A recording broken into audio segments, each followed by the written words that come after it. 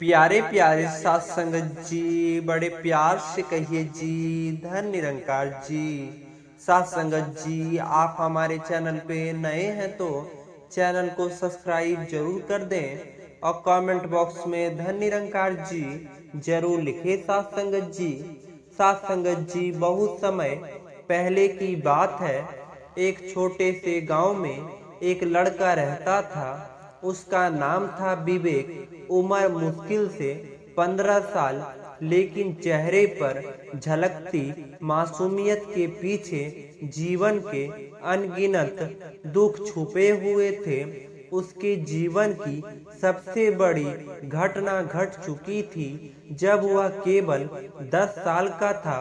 उसी छोटी उम्र में किस्मत ने उससे उसकी सबसे बड़ी दौलत, उसके माता पिता, छीन लिए। गांव में लोग कहते थे, बच्चा तो माँ बाप की छाया में ही फलता फूलता है, वरना जिंदगी सूनी हो जाती है। विवेक ने भी यह बात बहुत जल्दी समझ ली थी। उसके पास न अब माँ का दुलार था, न पिता का सहारा। माता पिता के जाने के बाद विवेक का एकमात्र सहारा उसका सौतेले चाचा था। चाचे ने उसे अपने घर में जगह तो दी, लेकिन जगह देने और दिल से अपनाने में बड़ा फर्क होता है। विवेक यह फर्क हर दिन महसूस करता था। घर में चाचा चाची और उनका एक बेटा था। चाचा का बेटा स्कूल जाता था, अच्छे कपड़े पहनता था, गांव के दूसरे बच्चों के साथ खेलता था, जबकि विवेक का जीवन कुछ और ही रंग दिख रहा था। सुबह होते ही चाची की आवाज गूंजती, अरे विवेक, जल्दी उठ, आंगन झाड़ देना। उसके बाद कुएं से पानी भरकर लाना है। विवेक चुपचाप उठ जाता है। उसकी आंखों में अब नींद या आराम की कोई जगह नहीं बची थी। हाथों में झाड़ू पकड़कर वह आंगन की धूल उड़ाता, फिर भारी बाल्टी उठाकर कुएं तक जाता, रस्सी खींचता और पानी भरकर लाता। दिन भर ऐसे ही छोटे बड़े कामों में उसकी सांसें उलझी रहती। कभी चाची के साथ कपड़े धोना पड़ता, कभी बर्तन मांजने पड़ते, तो कभी घर के किसी कोने की सफाई। इन सब कामों के बदले उसे बस यही इनाम मिलता था, 2 वक्त की सूखी रोटी और नमक मिर्च से बनी सब्जी। जिस उम्र में बच्चे खेतों के मेले में खिलौने खरीदते थे, तालाब के किनारे दौड़ते थे, भागते थे, आसमान में पतंग उड़ाते थे, उसी उम्र में विवेक के हाथों में झाड़ू और पानी की बाल्टी थी। कभी वह गांव के बच्चों को देखता जो हाथ में किताबें लिए स्कूल जा रहे होते हैं। उनके चेहरे पर चमक और आंखों में सपने होते। विवेक के मन में हुआ उठती, काश मेरे माता पिता जिंदा होते, काश मैं भी इन बच्चों की तरह स्कूल जाता, काश मेरी जिंदगी भी रंगों से भरी होती। लेकिन हकीकत बिल्कुल उल्टी थी। उसके लिए स्कूल जाना एक सपना था और सपने देखने की इजाजत भी उसे किस्मत ने नहीं दी थी। दिन भर के काम के बाद जब रात होती तो घर के बाकी लोग अंदर कमरों में आराम से सोते। विवेक के लिए जगह थी बस आंगन का कोना। वह जमीन पर एक पुरानी चटाई डाल दी जाती, उसी पर वह आसमान की ओर टकटकी लगे लेट जाता।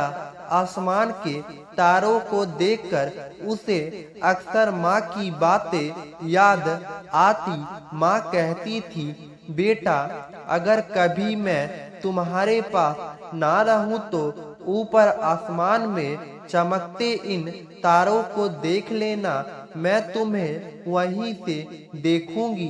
विवेक घंटों उन तारों को देखता रहता। कभी कभी आंखों से आंसू बहते और वह धीरे से फुसफुसाता, माँ आप क्यों छोड़कर चली गई? पिताजी क्यों चले गए? मैं अकेला क्यों रह गया? अगर आप होते तो आज मैं भी स्कूल जाता, दोस्तों के साथ खेलता। उसके सवालों का जवाब देने वाला कोई नहीं था। चाची अक्सर उसे डांटती, छोटी सी गलती पर कह देती, तू तो बिल्कुल निकम्मा है, तेरे बस का कुछ नहीं, खाने पीने का शौक है, काम करने में नानी मरती है। चाचा भी कभी कभी उसे समझाने की कोशिश करते, लेकिन ज्यादातर समय वह भी चुप ही रहते। विवेक को महसूस होता कि यह घर उसका नहीं है, यह वह बस बोझ की तरह रह रहा है। चाचा का बेटा जब स्कूल से लौटकर अपनी कॉपी दिखाता, नई बातें बताता तो विवेक मन ही मन कुचल जाता। उसे लगता अगर माँ पापा होते तो शायद मैं भी किताबें खोलकर बैठता, शायद मैं भी कुछ बन पाता। इन सब दुखों के बीच विवेक के मन में एक सपना पल रहा था। वह सपना था इज्जत और पहचान का। उसे लगता था कि एक दिन वह कुछ ऐसा करेगा जिससे लोग उसे भी सर उठाकर देखे, लेकिन अभी तक वह बस सपनों में ही सीमित था। एक दिन की बात है, धूप तेज थी और चाची आंगन में कपड़े धो रही थी। विवेक भी वहीं खड़ा होकर उनकी मदद कर रहा था। कपड़े धोकर चाची ने उसे बाजार से कुछ सामान लाने के लिए भेजा। विवेक सामान लेने चला गया, लेकिन उसी समय चाची ने अचानक देखा कि उसके हाथ की सोने की अंगूठी गायब है। वह घबराकर इधर उधर ढूंढने लगी, लेकिन अंगूठी कहीं नहीं मिली। उनका माथा ठंडा गया, कहीं यह विवेक ही तो? उनके मन में संदेह की लकीरें खींच गई। उनके मन में यह शक बैठ गया। विवेक बाजार से सामान लेकर लौट रहा था। रास्ते में बच्चों की भीड़ लगी थी। बीच में एक आदमी जादू के खेल दिखा रहा था। छोटे छोटे बच्चे ताली बजाकर खुशी मना रहे थे। विवेक का मन भी रुक गया। उसकी आंखों में चमक आ गई, मानो एक पल के लिए सारी परेशानियां भूलकर वह भी उन बच्चों की तरह मासूम बन गया हो। जादूगर ने कभी टॉफी से कबूतर निकालता, कभी सिक्के गायब कर दिया। भीड़ तालियां पीटती रही। विवेक भी मंत्रमुग्ध होकर देखता रहा। उसी भीड़ में उसका चाचा का बेटा भी आ गया। दोनों साथ साथ तमाशा देखने लगे। कुछ देर बाद जब खेल खत्म हुआ तो दोनों सामान लेकर घर लौटे। घर पहुंचते ही माहौल भारी था। चाची का चेहरा तमसाया हुआ था। जैसे ही विवेक अंदर आया, चाची ने उसका हाथ पकड़ लिया और तेज आवाज में बोली, कहाँ है मेरी अंगूठी? बता, कहाँ छुपाई है तूने? विवेक चौंक गया। कौन सी अंगूठी चाची? चाची और गुस्से से बोली, बहुत भोला मत बन, सुबह तक मेरे हाथ में थी, कपड़े धोते धोते गायब हो गई और तू ही तो साथ था वहाँ, अब बता कहाँ छुपाई है? विवेक घबरा गया। उसने डरते डरते कहा, चाची मैं तो दुकान पर गया था, आप ही ने भेजा था मुझे, मैं अंगूठी कहाँ से लाऊं? लेकिन चाची मानने को तैयार ही नहीं थी। उनकी आंखों में गुस्सा और शक साफ झलक रहा था। शोर सुनकर चाचा भी आंगन में आ गए। उन्होंने पूछा, क्या हुआ, क्यों चिल्ला रही हो? चाची ने तुरंत शिकायत कर दी, आपके इस भतीजे ने मेरी अंगूठी चुरा ली है, साफ साफ बता नहीं रहा, पूछो इससे। चाचा ने थोड़ा शांत स्वर में विवेक से कहा, बेटा अगर अंगूठी ले ली है तो दे दो, यह कोई खिलौना नहीं है, जरूरी चीज है, लौटा दो। विवेक की आंखों में आंसू भर आए। वह कांपती आवाज में बोला, चाचा सच कह रहा हूँ, मैंने अंगूठी नहीं ली, मैं तो सामान लेने गया था, चाची ने भेजा था। तभी चाचा का बेटा बोला, हाँ पिताजी यह सच कह रहा है, मैं भी वहाँ था, हम दोनों साथ में जादूगर का खेल देख रहे थे, फिर घर लौटे, यह झूठ नहीं बोल रहा है। चाची ने बेटे की ओर घूरते हुए कहा, तू चुप रह, तुझे कुछ पता नहीं है, मैं जानती हूँ इसने ही अंगूठी ली है, बहुत चालाक बनता है। बच्चे की बात किसी ने नहीं सुनी। माहौल और गरम गया। विवेक की हालत और खराब होती जा रही थी।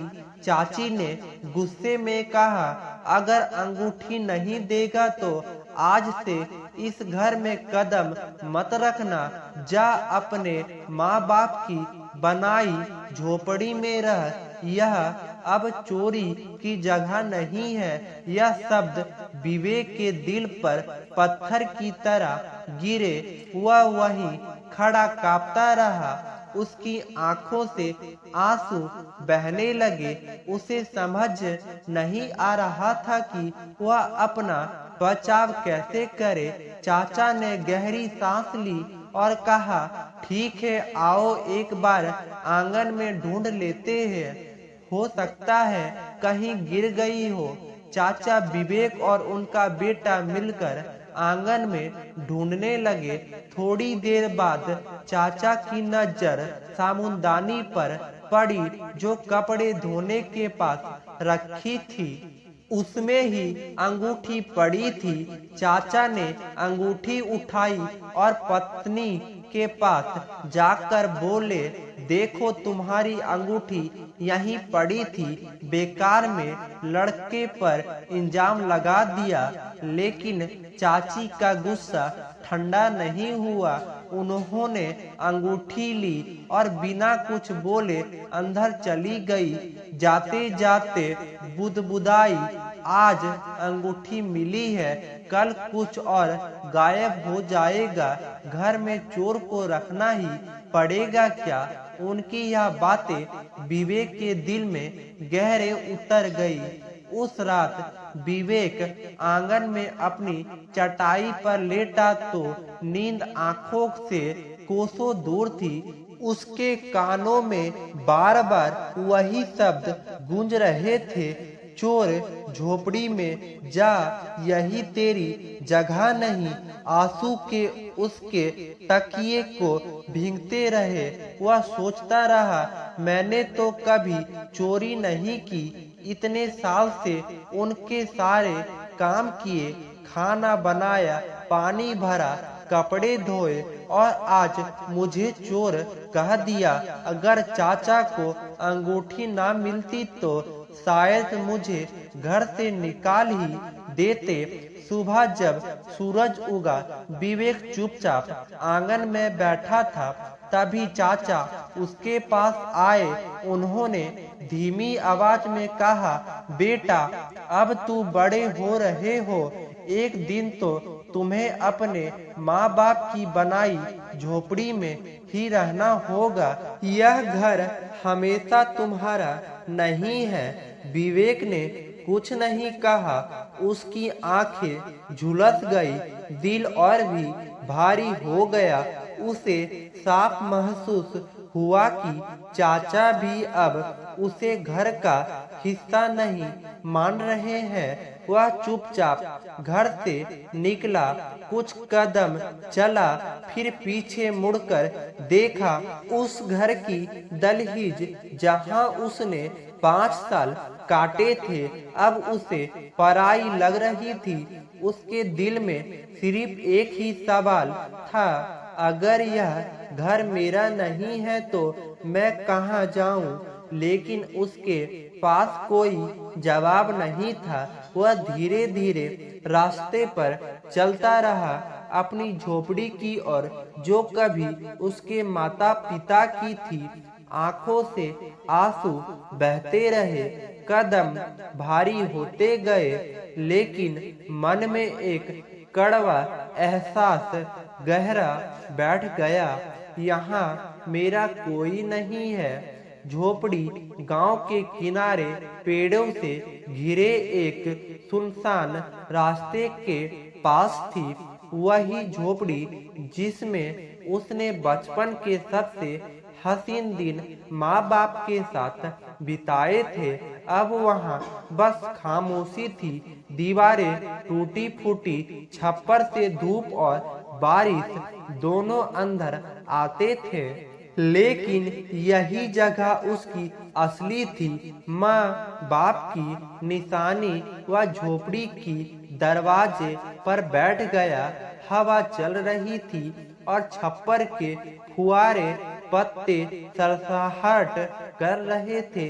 विवेक ने अपनी आंखें बंद की और माँ की छवि सामने आ गई। माँ कहती थी, बेटा, जिंदगी में सबसे बड़ा हथियार मेहनत होती है। लोग चाहे कुछ भी कहे, अगर मन साफ और मेहनत सच्ची हो तो एक दिन सब मानेगा। वह माँ की बातों को याद करते करते रो पड़ा। उसके दिल में दर्द था, लेकिन कहीं गहराई में उम्मीद भी थी कि शायद माँ की कई बातें सच होगी।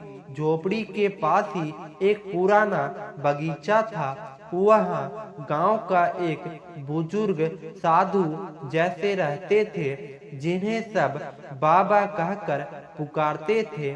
उनके लंबे सफेद बाल और दाढ़ी थी, आंखों में गहरी शांति और चेहरे पर सादगी। उस शाम विवेक बगीचे के किनारे बैठा आंसू पोंछ रहा था कि अचानक वहाँ वह बाबा आ पहुँचे। उन्होंने उसकी आंखों की नमी देख ली। बाबा ने धीमे स्वर में पूछा, क्यों बेटा, आंखों में इतनी नमी क्यों है? रो क्यों रहे हो? विवेक ने पहले कुछ नहीं कहा, लेकिन बाबा की आवाज में इतनी अपनापन था कि उसका दिल पिघल गया। उसने पूरी बात सुना दी, माता पिता का गुजरना, चाचा चाची के घर का जीवन और अब उस चोरी का इंजाम जिसने उसके दिल को तोड़ दिया था। बाबा सब सुनते रहे। उनकी आंखों में सहानुभूति थी, पर चेहरे शांत। कुछ देर चुप रहने के बाद बाबा बोले, बेटा, दुनिया में जुबान से अपना बचाव करना आसान है, लेकिन असली जीत काम से होती है। अगर लोग तुम्हें चोर कहते हैं तो तुम मेहनत करके दिखाओ कि तुम ईमानदार हो। अगर लोग कहते हैं कि तुम निकम्मे हो तो हुनर सीख कर उन्हें चुप कराओ। जुबान की लड़ाई छोटी होती है लेकिन कर्म की ताकत बड़ी होती है। विवेक ने ध्यान से सुना। उसकी आंखों में हल्की चमक लौटी। लेकिन बाबा, उसने धीरे से कहा, मेरे पास तो कुछ नहीं है, मैं क्या करूं, कैसे शुरू करूं? बाबा मुस्कुराकर और बोले, हर इंसान खाली आता है इस दुनिया में, लेकिन जो हाथ काम करना सीख लेते हैं वही आगे जाकर सबको सहारा देते हैं। प्यारे प्यारे साथ संगत जी, बड़े प्यार से कहिए, धन निरंकार जी।